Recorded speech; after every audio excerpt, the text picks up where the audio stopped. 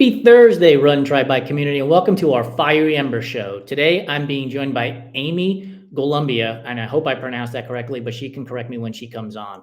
She's the founder of GoodPhyte, which was created to tackle a common yet overlooked issue in our diets, phytate.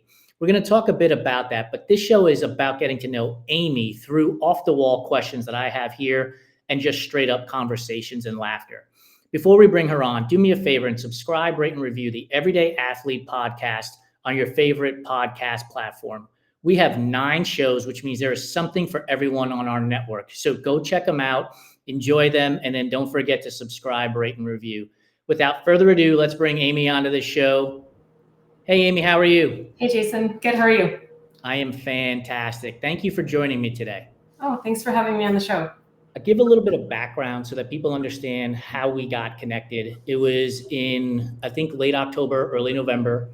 And you were exchanging messages on Instagram. We wound up meeting each other at the running event and talking a lot about GoodPhyte, what the product is, how it helps athletes and non-athletes as well, which we're going to get into in a moment. But I want the audience to get to know you. And then this way they can understand, hey, I trust Amy because listen to her. She's a real human being and I can go check out her product. How's that work for you? Sounds good.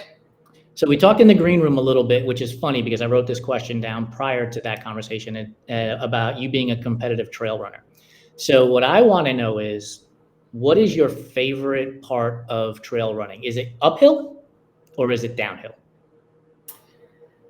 Uphill. Why? Yeah, I mean, it's definitely more suffering going up. Yes. I am a chicken when it comes to running downhill. That's definitely something I have to work on, is like letting go and just running, without worrying. You don't want to do airplane arms as you run down the hill, down the mountain? Yeah, some of my best races, I had to tell myself the whole race, let go. And it became obviously like a bigger thing in life, right? But it was, I had to learn to let go and not like hold back and put the brakes on downhills. So I'd say I'm probably better at uphill because of that fact, because I just suck at running downhill and trusting and letting go. Is the biggest fear tripping and falling? Yeah. Yeah, I get it. So funny story, we lived in Arizona for a number of years and we used to go to this little mountain right around the corner from our house, basically. And Lori would finish her run and she would be waiting in the parking lot and she could see me coming. And she said one day she was like watching me run and then she looked down at her phone and looked up and I just totally disappeared because I had tripped and fallen as I was running down the mountain with my airplane arms, having a blast. Yeah. And I will say this, falling in Arizona sucks because that stuff is all hard rock. Yeah. Whereas if you fall in like the P and Dub, you got some soft terrain and it's not half as bad.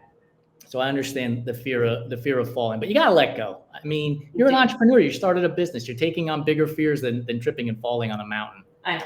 And it's different running in the Rocky Mountains. The trails are pretty different there. But when I went out to Vancouver, I used to own Five Peaks trail running. So I went to one of my own races out there and had a great race on the way up the mountain. And then on the way down, it was pouring rain. It was slippery rocks. And I was like, everybody passed me because that's how much I suck at running downhills, especially on slippery rocks. So I think it depends on, that was Vancouver area. So that it depends on where you're running. I have run some races in Arizona and it's all very dry and slippery. And it's like pea gravel on top. Yeah. And I'm a hiking guide. So we learn, one of the things you learn first is like how to walk, right? And where to place your feet. You don't have time to think about that when you're running. It's really fast. And that's part of the joy of trail running, is that you do have to think. It's not just running on a road, but you got to think quick and you got to know how to place your feet. And I just tend to hold back a little bit on the downhills. So I think one of the things that I love about running in the woods, uphill, downhill, flats, is I get to feel like a kid again. Like there's like no concern. Half the time your phone doesn't work out there. You're not like scrolling or paying attention to the incoming barrage of information. What do you say? What do you think is your reason for loving running in the woods and on trails? Well, so I grew up in Canmore, which is in the Rocky Mountains, and I would go running, but it was like out my back door into the Nordic Center, and I didn't really differentiate between road or trail. Like I just went running in the woods, and we didn't have phones, and there were bears, and I've run into bears, and so I wouldn't say it's ever like running like a kid and being carefree, because you always, you can always come around the corner and fully run into a bear. And I didn't tell my parents where I was going, and they were pretty like free range parents and let me do all that. So I think it's just always been my, a place to go to clear my head. And like, I didn't have music, I didn't have anything to run with. Right. So it's just, I guess I knew I needed the trails. I needed the forest. I needed that escape. And I always came back full of endorphins and just feeling so much better. So it still is. I always prefer to run on the trails. Now I'm a little more cautious, especially around here, because we have bears and cougars walking through the neighborhood all the time. So if I'm going to run trails, I usually go with a friend, or I prefer to go with a friend. I do carry bear spray, but I prefer going with a friend. And then you get 3 birds stoned, right? Because my dog gets a run, I get a run, and I get some social time with my friends. So it's hard to beat all of that stuff. Yeah. Like, I mean, I have yet to encounter a bear, thankfully, or a cougar for that matter, thankfully. I mean, I've seen javelina, I've seen coyote, I've seen wolf out on the trail. I've actually seen a Gila monster in Arizona as well. I don't even know what that is. It's like a pudgy little short dragon, right? And it just scooted right across the trail. It's not gonna. We're so much bigger than them. Like there's nothing to be scared about. But yeah, it was bright red and beautiful for that matter. Wow. Like, do you have bear spray? Like, what's the confidence level in bear spray if a bear is coming across the trail? I've never had to use it. Anytime I've run into a bear, you kind of get a sense. It's hard to explain. Like you can tell whether they're going to be aggressive or like come at you. I've never run into a mom with cubs. I've seen them from far away. That would be dangerous for sure. I mean, being a race director and having to go, like when we first started doing the Trailstoke race in Revelstoke, there were bears everywhere. Like they ended up doing a big culling there, and they killed like 30 bears one year. Because and I have run into a mom with cubs while I was out marking the course, and you're in the middle of absolutely nowhere. There is no cell phones reception, nothing. You come around a corner, and I just backed up and I did what you're not supposed to do, which is run away. But I could tell that she wasn't like coming after us. And I was with a friend who was marking with me. And she's like, Amy, you're not supposed to run. And I'm like, I don't fucking care. Like just took off up the hill, like back out of the area so we had to go back and mark again the next day. But I don't know. I think bear spray there's a decent confidence level in it, but I've never actually had to use it. So knock on wood, hopefully I never have to. And I don't always bring it with me, but I try.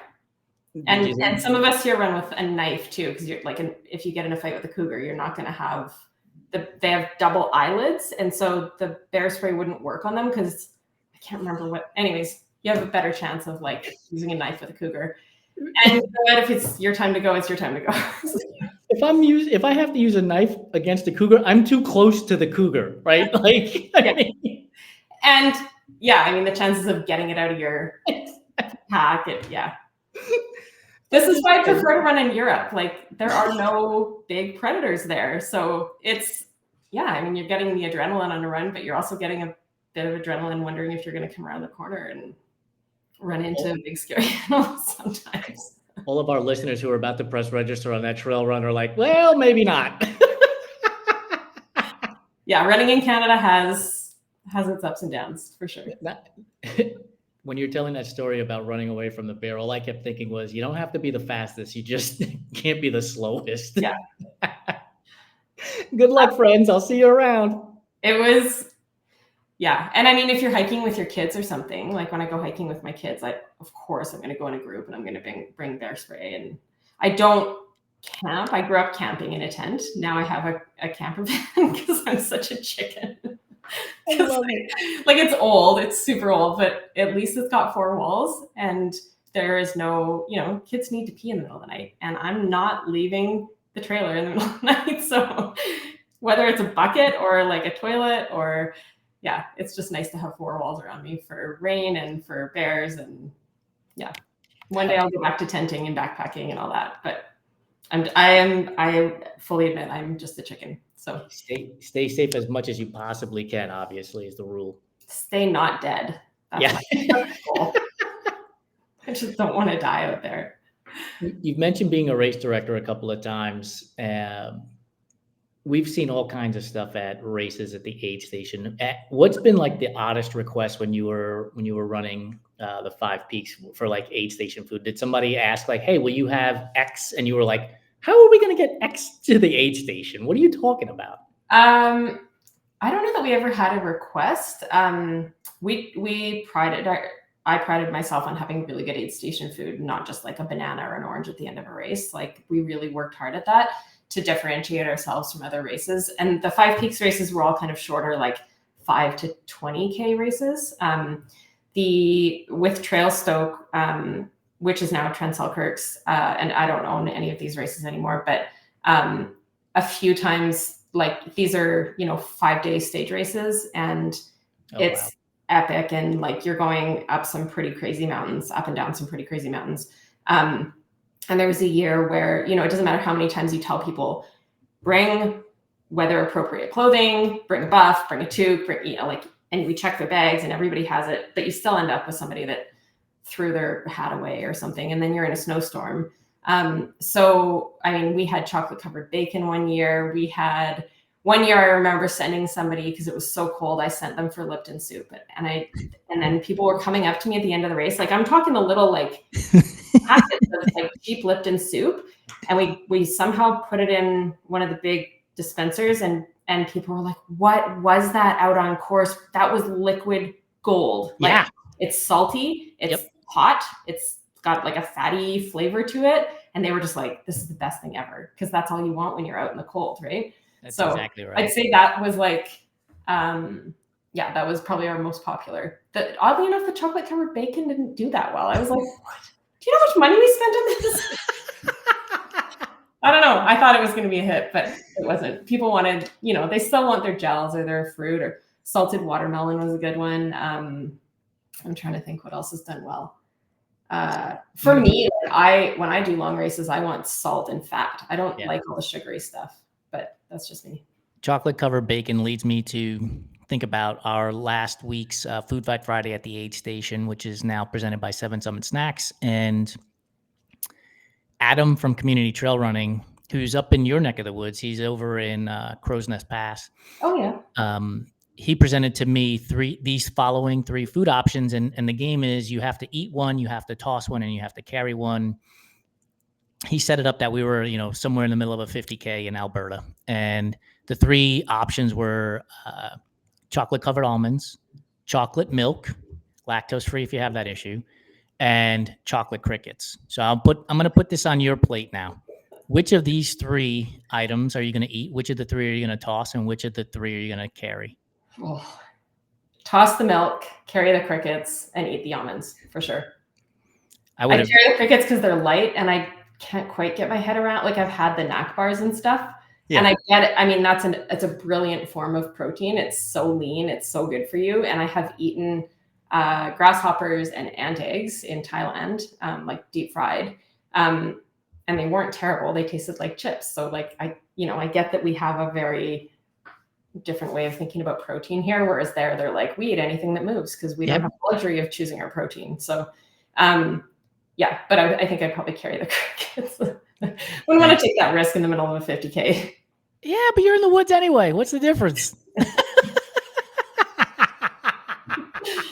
Yeah. And milk, I don't drink milk, so I don't do dairy at all. So same. I was ditching the milk myself, and then I would eat the crickets and carry the almonds with me. Really? Yeah. My thinking is, as a competitor, I want to distract my other competitors, and I figured if I could like leave a trail markings and have them get distracted and go off into the woods, or if there was a bear or cougar, I could throw the food at them and they would leave me alone. I was using the almonds, as a way to defend my positioning in, 88th place in this race. You had strategy there. I did not think long and deep about that one. It was just a visceral reaction to the crickets. Well, before we jump into the food, because food is the thing that I love the most to talk to people about outside of their stories of overcoming obstacles, I want you to talk about GoodPhyte. It's how we met. It's how we got engaged with each other in conversation. And so, and food is a great topic for GoodPhyte to have that. So what is what is GoodPhyte? How does it help athletes and non-athletes, and where can people find it? So GoodPhyte is a supplement. It's a capsule. So we have two different products. One is called Immunity, and it's got low levels of iron and zinc in it with phytase, which is kind of the key piece of this. And then this one's got a probiotic in it. So the way that it helps athletes is it breaks down an antinutrient that's on all plant food. The antinutrient binds to zinc, iron, calcium, and magnesium, and it prevents your body from absorbing those nutrients as well as protein and amino acids. So by using the phytase enzyme, it breaks down that antinutrient, and then you have access to all of those vitamins and minerals. So it's been shown to be better than taking multivitamins, because then you can access all the nutrients in your food, if that makes sense. You get better ROI on your food. We've had some great case studies with anemic runners with either pure phytase or the one that's got the low levels of iron and zinc in it, because you absorb up to 150% more iron when you use phytase, and up to 86% more zinc. So we just did a literature review, which is published now in the Nutrients Journal, and it's amazing for people that have had anemia. We've had people that were going for regular infusions and couldn't get their iron to stay high. And then they started on phytase, and like were literally setting course records that year, where they were in bed and like exhausted before that. So, absorbing more nutrients also helps with recovery. We have people that find there's a sports med doc in Canmore that he'll go do like huge days in the mountains, and he should be flattened the next day. And he's like, I'm recovered. I feel great. So those are kind of that's high level what GoodPhyte is. Yeah, and they can find it at goodphyte.com. Yes. For those of you listening, it's GoodPhyte.com. And on Instagram, it's Join the GoodPhyte, same spelling. Check it out there. One of the things you mentioned was about, you talked about plants. And so is this something that vegans and vegetarians should absolutely be looking into? 100%. It's so important. If you're a vegan or vegetarian and you're not soaking, sprouting, fermenting your food, you're going to be eating a lot of phytic acid, like anywhere from sort of 2,000 to 2,500 units of phytic acid a day. Whereas somebody who's like eating the standard American diet might only be eating 600 to 800.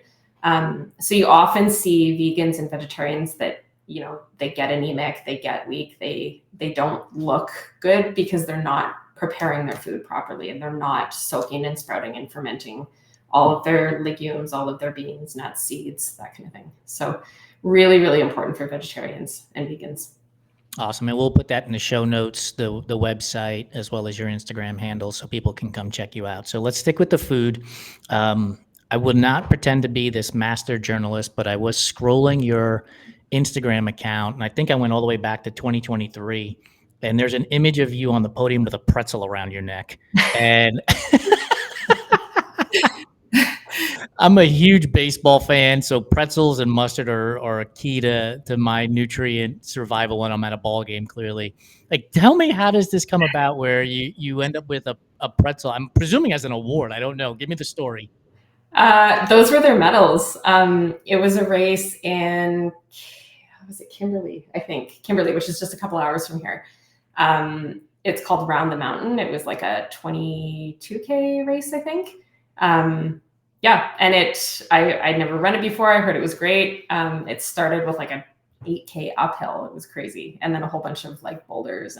But yeah, I think that was as far as I can remember, that was the medal. So awesome. Yeah. Like, how could you not want to register for a race that has a pretzel as the medal at the end of it all? Oh man, some of the races my kids do, the ski races, they're called cookie races. And not only do people bake like hundreds and hundreds of cookies, but the medals are all cookies, which motivates kids. Like, of course they want a cookie as a medal. It's super fun. Yeah. You have 4 kids, correct? I do. Yeah. Do they each have a different favorite cookie, or do they all tend to lean towards a particular cookie? That's a good question. I mean, I only really make chocolate chip cookies, so I don't give them much of a choice. I think anything with chocolate in it, they're all pretty. Chocolate oatmeal. Look, I'm not gonna pretend to be a food critic for the New York Times, but like, there's chocolate chip, there's chocolate chip, there's gonna be like Moose Track chocolate chip, which has marshmallows and everything else in there. So is it just straight chocolate chip? Yeah, just the boring like chocolate chip. I do make the fat bombs sometimes. We can't send nuts to the school, so it has to be for like hiking or whatever we're doing around here. But just the keto like fat bombs, it's just like peanut butter, chocolate chips, coconut, and like coconut oil. It's a great, if you don't like gels, it's a really great option. And you can then dip it in chocolate too. So it's a way to get like calories into my kids. I try to give them as much fat as possible. I think kids need a lot of fat. So I try to, and you can put like collagen protein and stuff in there, sneak it in to get them a little protein. Are you a fan of chocolate? Is chocolate one of those things like you're like, I just absolutely love it? No, it's weird. I used to love chocolate, and I don't anymore. I don't eat a lot of sweets, like not even fruit. I'm just kind of more, I eat a lot of veggies, and if I'm craving anything, it's probably more like fats and proteins and that kind of thing for some reason. And I really like peanut butter. That would nail it. Fats and proteins and peanut butter. I mean, that's it. Yeah. I have a jar of Adam's peanut butter with a spoon in it at all times. When you're busy, you got to get calories in, and it's so gross. Like, people tease me about it, but whatever, I'm busy. So if I don't have time, I can take a scoop of peanut butter and like keep going. I don't have to make a whole meal. It's lots of calories. Is it literally just a jar of peanut butter that the top is off and the spoon is just sitting in there? Yeah. So when people come over, like if I have guests, there's a separate jar that's mine. I'm like, don't touch that, because it's like, it is in my cupboard. This is really embarrassing. Like, people find it kind of gross, but we're being vulnerable here, right? Like, keep doing you, lady. Don't worry about anybody else. They don't have to like it, as long as it works for you. It works for me. Yeah. Pineapple on pizza, yay or nay? Definitely. What? We're about to have technical difficulties here. And burgers. Pineapple on burgers, I can understand. I can get behind egg that. And some avocado. But you're really loading up on the protein and fat here. Yeah. Speaking of avocado, it's one of those foods that is like perfect for like a half a second, and then it just goes awful really quick as you're trying to ripen it. But bananas are the same way, right? One day you look at your counter and the banana looks great. You go back the next day and it's brown. Which one is more frustrating for you, that when you go get it and you're like, I missed my 17-second window to get the perfect, is it avocado or the perfect banana? Avocado. Because it's expensive. It's more expensive. Yeah. So you wait for it to, like, if I buy avocado, I try to buy it when it's like ripe or almost ripe. Because when you buy them green, they never ripen. They just get brown and gross, especially here. Like, we're in Canada, nothing grows here. So we're getting our food shipped from somewhere else. And I mean, I've eaten like fresh avocado in Hawaii, and it's amazing. It's completely different than avocado you buy in the store. But that's like anything that's grown right there is going to taste amazing. So what's your favorite way to use avocado? Smashing it into on top of a burger, in a burrito, in a rice bowl? Probably guacamole with lime and salt. I actually just made that last night. Some recency bias then. Yeah. My kids love it. So if I'm trying to get fat into them, like, my daughter's better, but my son's super, super picky. Okay. And with the twins, I mean, the twins are 20. They're both at university. And so they're actually really good eaters now. I was super strict with them when they were little, and the way I fed them, like, all very, very healthy food. And then by the time the next two came, life was so chaotic. I was like, just eat something. Like, I mean, I try. We still have, like, I have tricks for them to get them to eat veggies and stuff, but I'm not as strict as I was with my other two. And the twins still eat. They're really healthy. So I'm imagining this at the house. Mom, can I get a snack? Sure. Just reach into the cupboard. There's a jar of Amy's peanut butter with a spoon in it. Just get that, kid. They do. They climb up on the counter and grab the peanut butter when they're hungry. I don't eat bread, so I just eat the peanut butter. Like that's, I don't know. Yeah, one of those like really embarrassing things about me. But no, it's not embarrassing. This is why I love talking to people about food, their consumption of food, and how they do it, because you get to connect with people. At least that's my belief, right? We connect with people over meals. I mean, there's reasons why you have business dinners, and when you're looking for getting together with friends or family, it's usually over a meal. And I just find like people's food choices, how they eat, I find it fascinating, right? There are going to be things that I won't eat. There are going to be things that I eat that other people won't eat. And that's cool. Like it's all cool. Like I love peanut butter and jelly sandwiches. Like I practically have them every day at least 4 times a week for lunch. They're super easy to make. And, I don't have to really think twice about it. There's not much getting dirty other than a knife. So why not do it that way? You learn efficiencies, I think, like especially being a twin mom. If my kids were eating in their high chairs and they threw food on the floor, it was faster for me and more efficient to just bend down and like pick it up and eat it than to walk it over to the garbage, right? Like it's food on the floor. Like you just learned that's what you do. Peanut butter's efficient. It's just one of those efficiencies in my life. I also don't fold laundry. I just throw it in the drawer. So I have to choose. You got to pick your battles. I can't be doing what I'm doing and like try to get exercise in and be a good mom and get sleep and all these things and do it all. So I've surrendered to not folding laundry. 100%. We have Mount Laundry in our house right now, right?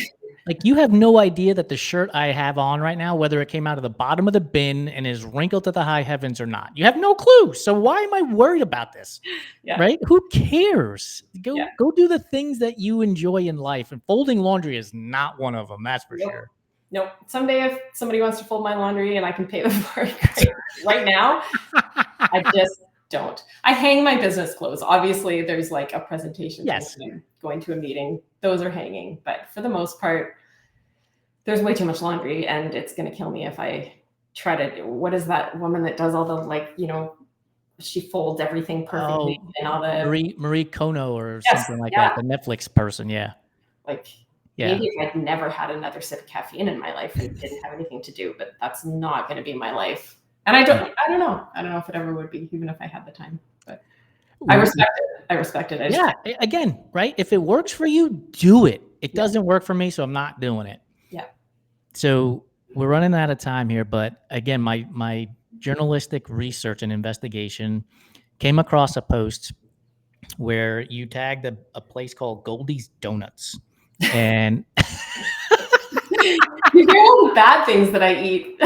No, these are great things. Like if anybody Googles my name and donuts, there are pictures all over the place. Like I love donuts. Oh my God. That donut was like, I don't normally eat donuts. My daughter and I went over to, I can't even remember the name of the island. We left Vancouver and took a ferry over to it. It wasn't Gabriola. Anyways, there was this little donut shop and we stopped and I think she had been there and she's like, Mom, you got to try this. I'm like, I'm not eating a donut. I'll have a bite. So I think we got 2 or 3 and we're like, I'll just have a couple bites of, each one and we don't have to eat the whole donut. I'm pretty sure I ate like 2.5 of the donuts and she didn't have any. They were so good and whatever. I don't care. You know what? 80% of the time you should eat clean and eat like all the right foods. And that leaves you 20% of the time where you can just live your life and just enjoy the food you want to enjoy. And it doesn't matter.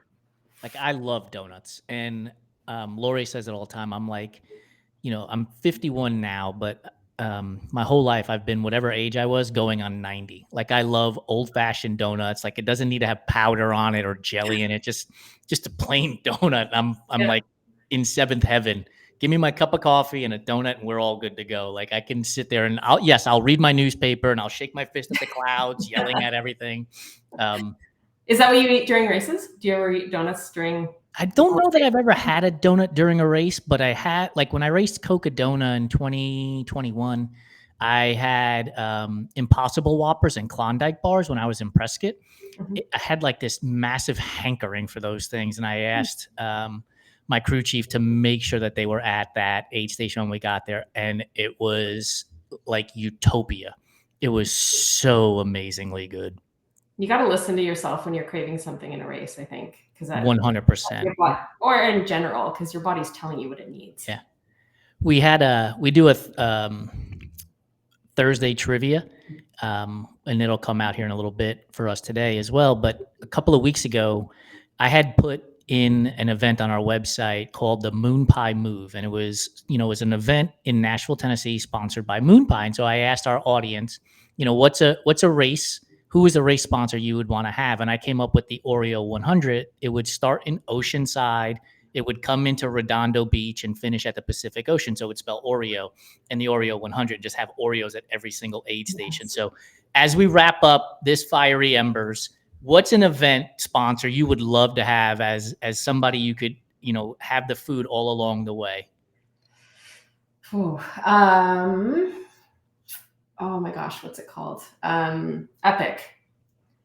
Epic bars. They're like a meat bar. Their chicken sriracha bar is amazing. Again, like I prefer the savory kind of stuff. I think, Epic's awesome. I think they've been acquired by like a big food company now, but they were started on regenerative farming and like by a really cool group of people.